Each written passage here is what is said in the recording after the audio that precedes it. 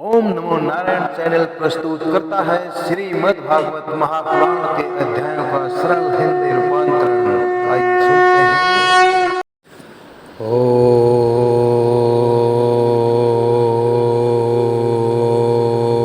ओम नमो भगवते वासुदेवाय। अब हम श्रीमद् भागवत महापुराण के तृतीय स्कंद के चतुर्विंशो अध्याय 24वें अध्याय, जिसमें श्री कपिल देव जी का जन्म के बारे में पाठ करेंगे। श्री मैत्रेय ऋषि जी आगे कहते हैं कि विदुर जी, उत्तम गुणों से सुशोभित मनोकुमारी देवहूति ने अब ऐसी वैराग्य युक्त बातें कहीं।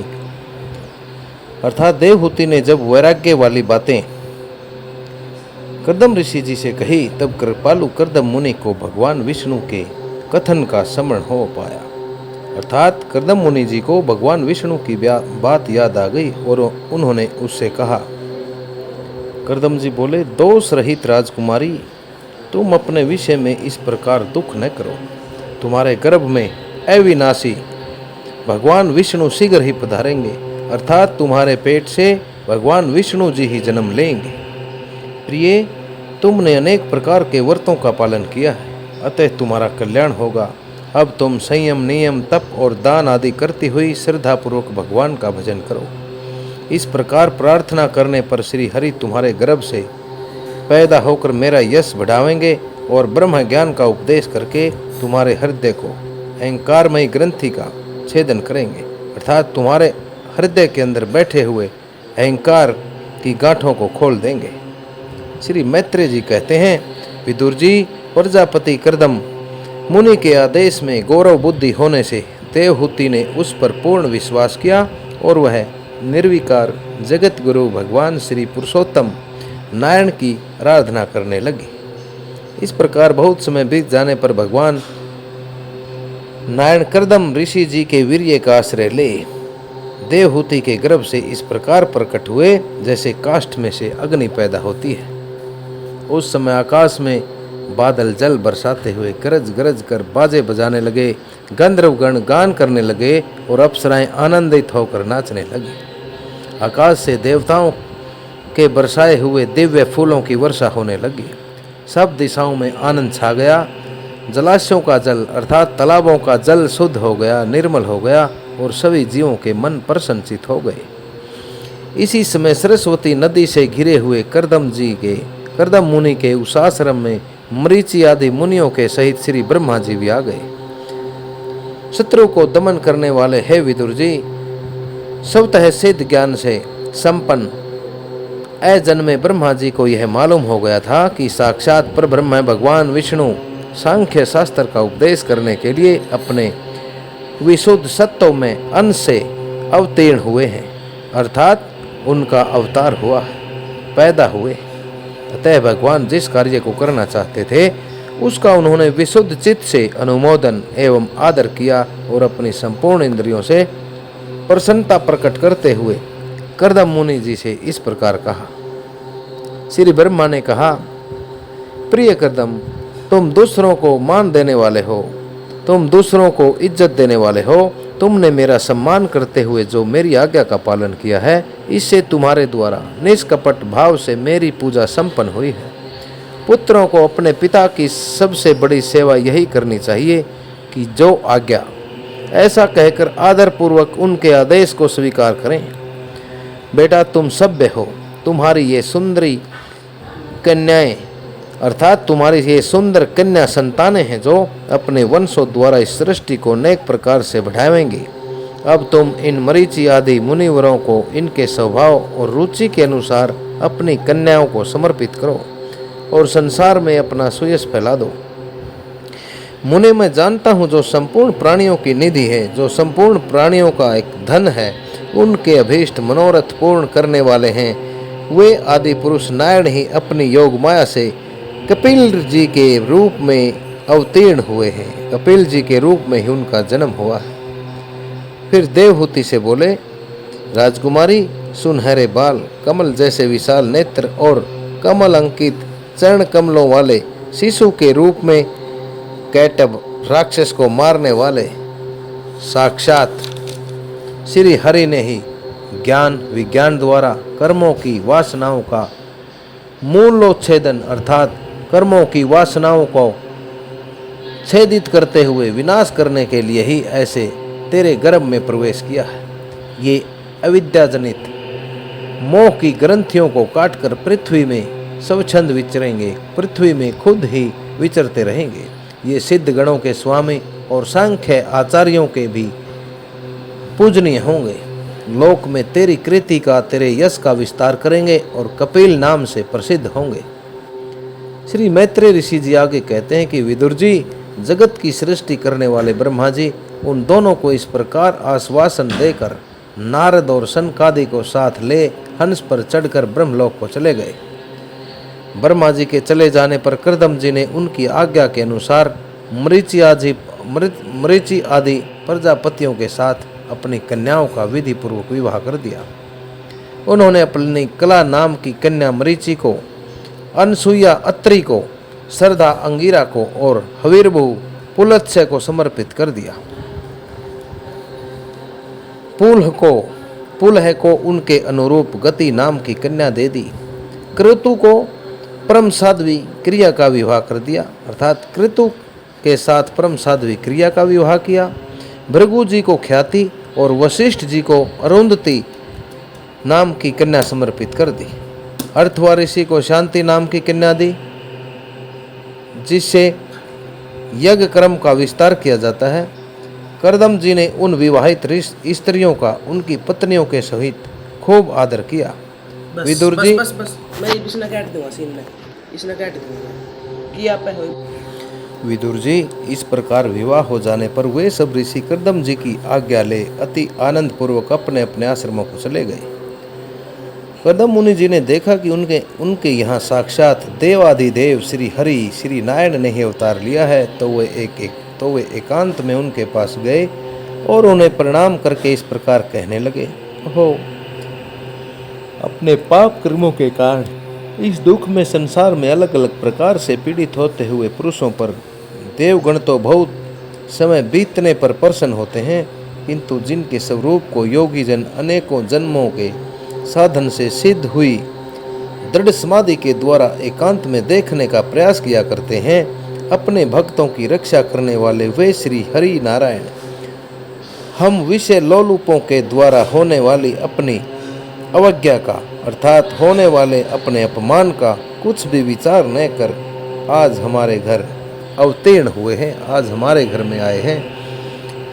आप वास्तव में अपने भक्तों का मान बढ़ाने वाले, आपने अपने वचनों को सत्य करने और सांख्य योग का उपदेश करने के लिए ही मेरे यहाँ अवतार लिया है। भगवान, आप प्राकृत रूप से रहित हैं अर्थात हे भगवान, आप प्रकृति से उत्पन्न होने वाली सभी तरह की माया के रूपों से दूर हैं। आपके जो चतुर्भुज अर्थात चार भुजाएं आदि अलौकिक रूप हैं, वे ही आपके योग्य हैं तथा जो मनुष्य आपके समान रूप आपके भक्तों को प्रिय लगते हैं, वे भी आपको रुचिकर प्रतीत होते हैं।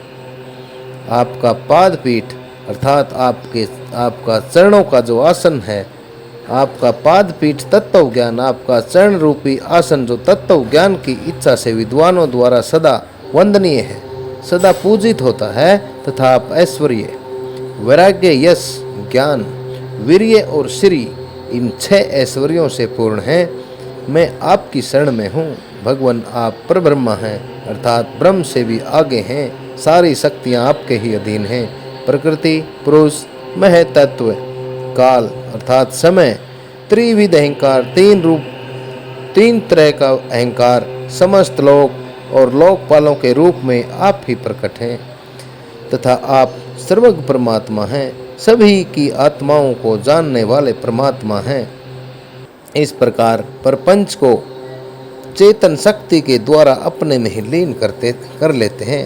अतः इन सब से परे भी आप ही हैं। मैं आप भगवान कपिल की शरण लेता हूँ। हे प्रभु, आपकी कृपा से मैं तीनों ऋणों से मुक्त हो गया हूँ और मेरी सभी इच्छाएं पूर्ण हो चुकी हैं। अब मैं संन्यास मार्ग को ग्रहण करके आपका चिंतन, आपका भजन करते हुए शोक रहित होकर घूमता रहूँगा, विचरूँगा। आप समस्त प्रजाओं के स्वामी हैं, इसलिए इसके लिए मैं आपकी आज्ञा चाहता हूँ। इस पर श्री भगवान ने कहा, मुने, वैदिक और लौकिक सभी कर्मों में संसार के लिए मेरा कथन ही प्रमाण है, अर्थात मैं जो कहता हूँ वही प्रमाण है, वही सत्य है। इसलिए मैंने जो तुमसे कहा था कि मैं तुम्हारे यहाँ जन्म लूँगा, उसे सत्य करने के लिए ही मैंने यह अवतार लिया है। इस लोक में मेरा यह जन्म लिंग शरीर से मुक्त होने की इच्छा वाले मुनियों के लिए आत्म दर्शन में उपयोगी प्रकृति आदि तत्वों का विवेचन करने के लिए, तत्वों का गुणगान करने के लिए, तत्वों को बताने के लिए ही हुआ है। आत्मज्ञान का यह सूक्ष्म मार्ग बहुत समय से लुप्त हो गया है। आत्मज्ञान का ये अति सूक्ष्म मार्ग बहुत समय से खोसा गया है। इसे फिर से परिवर्तित करने के लिए ही मैंने यह शरीर ग्रहण किया है, आप ऐसा जान लो। हे मुनि, मैं आज्ञा देता हूँ, तुम इच्छानुसार जाओ और अपने संपूर्ण कर्म मुझे अर्पण करते हुए दुर्जय मृत्यु को जीतकर मोक्ष पद प्राप्त करने के लिए मेरा भजन करो। मैं स्वयं प्रकाश और संपूर्ण जीवों के अंतःकरणों में रहने वाला परमात्मा ही हूँ। अतः जब तुम विशुद्ध बुद्धि के द्वारा अपने अंतःकरण में मेरा साक्षात कर लो, मेरा दर्शन कर लोगे, तब सब प्रकार के शोकों से छूटकर निर्भय पद मोक्ष को प्राप्त कर लोगे। माता देवहूति को मैं संपूर्ण कर्मों से छुड़ाने वाला आत्मज्ञान प्रदान करूँगा, जिससे यह संसार रूप भय से पार हो जाएगी, जिससे यह संसार रूपी प्रत्येक प्रकार के भयों से दूर हो जाएगी। श्री मैत्रेय जी ऋषि कहते हैं कि विदुर जी, भगवान कपिल के इस प्रकार कहने पर प्रजापति मुनि कर्दम जी उनकी परिक्रमा कर प्रसन्नता पूर्वक वन को चले गए। वहाँ अहिंसा में संन्यास धर्म का पालन करते हुए वे एकमात्र श्री भगवान की शरण हो गए तथा अग्नि और आश्रम का त्याग करके निसंग भाव से पृथ्वी पर घूमने लगे। जो कार्य कारण से अतीत हैं, जो कार्य और के कारण से दूर हैं, सत्व आदि गुणों का प्रकाशक एवं निर्गुण हैं, सत्य रूपी गुणों को प्रकाशित करने वाले और सभी प्रकार के गुणों से विहीन निर्गुण हैं और अन्य भक्ति से ही प्रत्यक्ष होता है, अर्थात अन्य सभी को छोड़कर केवल एक की ही भक्ति से दिखाई होता है। उस पर ब्रह्मा में उन्होंने अपना मन लगा दिया। कहने का भाव ये है कि विदुर जी कपिल जी के कहने पर, अर्थात साक्षात नारायण जी जो कपिल के अवतार के रूप में पैदा हुए थे, वहाँ से आदेश पाने के बाद कर्दम ऋषि जी अपने संसार को छोड़कर पृथ्वी पर घूमने लगे और अन्य भक्ति के द्वारा उन्होंने अपने मन को उन नारायण हरि के भजन में लगा दिया। वे अहंकार, ममता और दुख आदि द्वंद्वों से छूटकर समदर्शी भेद दृष्टि से रहित हो गए। सब में अपने आत्मा को ही देखने लगे। उनकी बुद्धि अंतर्मुख एवं शांत हो गई। उस समय धीर कर्दम जी शांत लहरों वाले समुद्र के समान जान पड़ने लगे। परम भक्ति भाव के द्वारा सर्व अंतर्यामी सर्वज्ञ श्री वासुदेव में चित्त शिथिर हो जाने से वे सारे बंधनों से मुक्त हो गए।